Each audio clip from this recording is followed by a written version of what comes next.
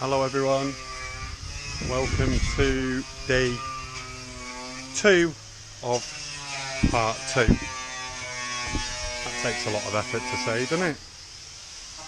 So we've had to call it a day yesterday just because there was rain that was either going to come or not going to come, and it wasn't worth risking painting this side in Raptor for it to rain and then ruin the paint, ruin the drive, so we chose not to. We just filled a couple of dings up there.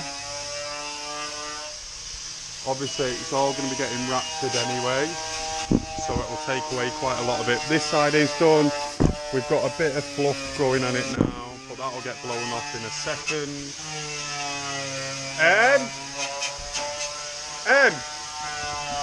Let's go round and see what Emily's doing.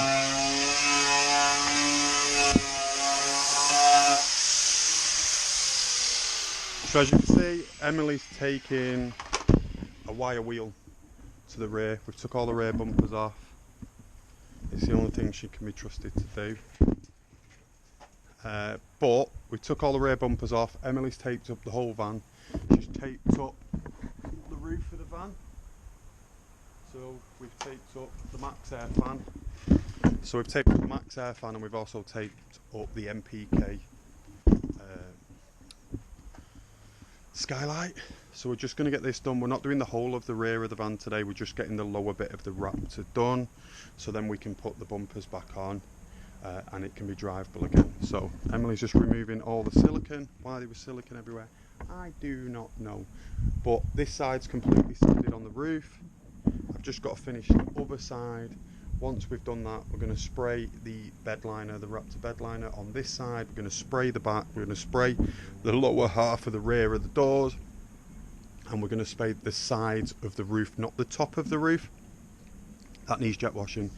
We haven't got time today to jet wash and wait for it to dry and hope that the rain stays away. So today we're getting done what we can get done, and then the only things left then are to spray the top half of the doors in the proper colour of the van, gloss, and spray the bonnet, front wings and the bumper, all of which we should be able to get done in half a day. It's not hard.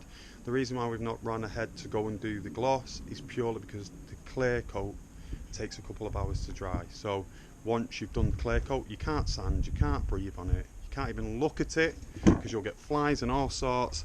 So we've chosen to get the Raptor out of the way because that'll at least protect the lower half of the van, and then we can do the rest when we've got time. So I'm going to put it back over to time lapse so you can see us doing what we're doing. But thank you for staying this long, and again, this is day 2 of part 2, which is proving to be more of a nightmare than it was intentionally supposed to be. Catch you on the other side.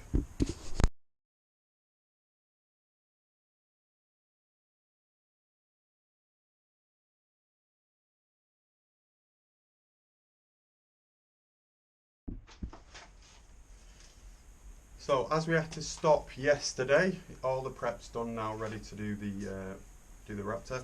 As we had to stop due to the rain, I thought it'd be interesting to see whether or not one of these bottles actually stayed, and half a bottle ruined. But there's nothing at all you can do.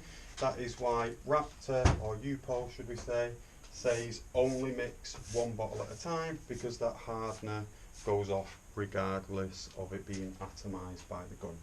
Right, with normal paint you can kind of get away with it as long as it doesn't come out of the gun. I mean, it will eventually go hard, but it does take a little bit longer because it does require that atomisation, whereas bed liner doesn't. So we're going to start now. We've got 2 here, we've got another one down there, so we're just going to mix them up one at a time like we did yesterday. Cleaned everything as best I could, so we will see if we've cleaned it enough by just applying some air.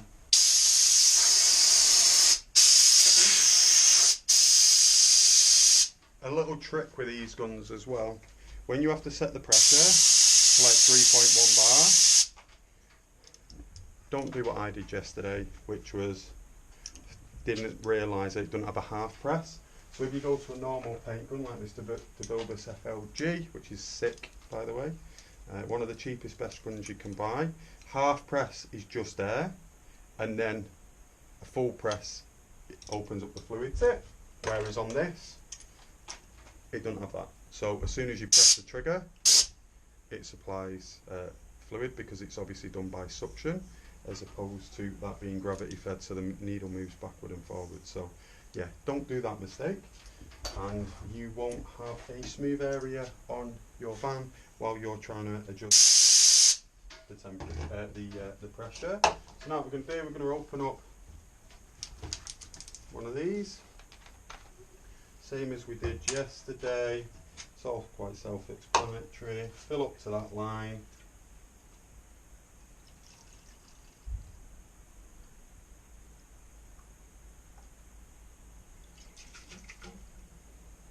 Doesn't feel like it's got a lot left in there, but fill up to that line.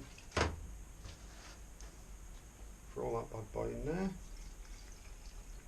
Try not to miss any, like I've just done. And then we need to grab the colour, because we're hopefully going to be doing quite a lot of the van today. We will need to mix it with the actual colour, which is one of these bags here.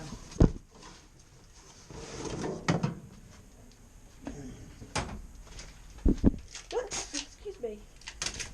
Rather than keep opening the tub every time, because as you've seen in part 1, I dropped it over the floor.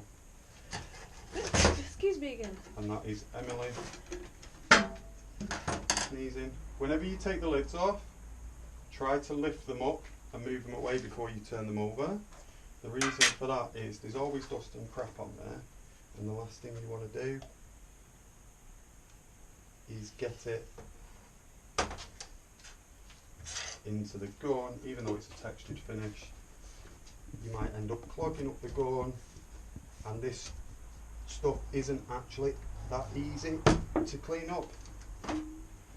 Okay, so we've got that in.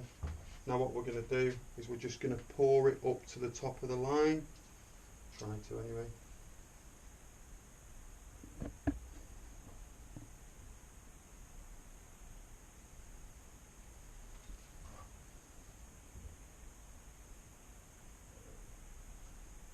There we go.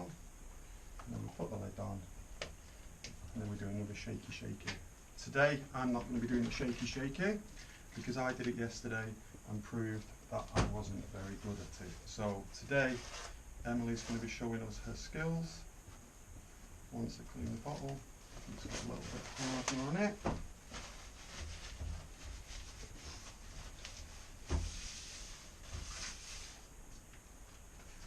And I'm going to grab the camera. Go on then. Let's see Emily's skills. Go on, Em. Use one hand. You don't. You need to flip the bottle every now and again. That's not shaking it. Do it with both. There you go. There you go. Not sponsored by Raptor with the hat. What do you reckon, guys? Do you reckon she's doing a good job? Don't look at my tins. She's getting all nice and red now. It must be working. It's getting closer to your mouth, that. I think that's muscle memory. Right, now that's done, I'm going to put it in the gun. Ow. And we are going to crack on. Again, like yesterday, we've wet all the floors. If you're going to spray at home, dampening the floor is a lifesaver. It obviously, the good thing about Raptor is it doesn't fly like typical paints. Typical paints paint gets everywhere, but because this isn't atomizing, it's just spitting it out in whichever way it wants to. It tends to just fall, and quite quickly. So having the water on the floor will just protect the floor. Once we've done all this, we'll leave it an hour for it to set. We'll demask everything, and then we'll drag it onto the road and we'll jet wash the concrete. But what I'll do now is I'm going to put it back over to time lapse so you can see what we're doing. I'll see you on the other side.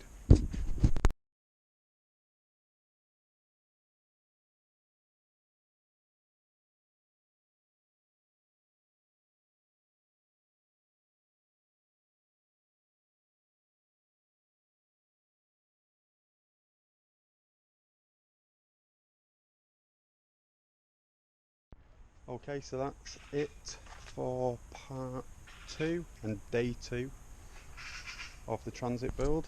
So if we have a look round.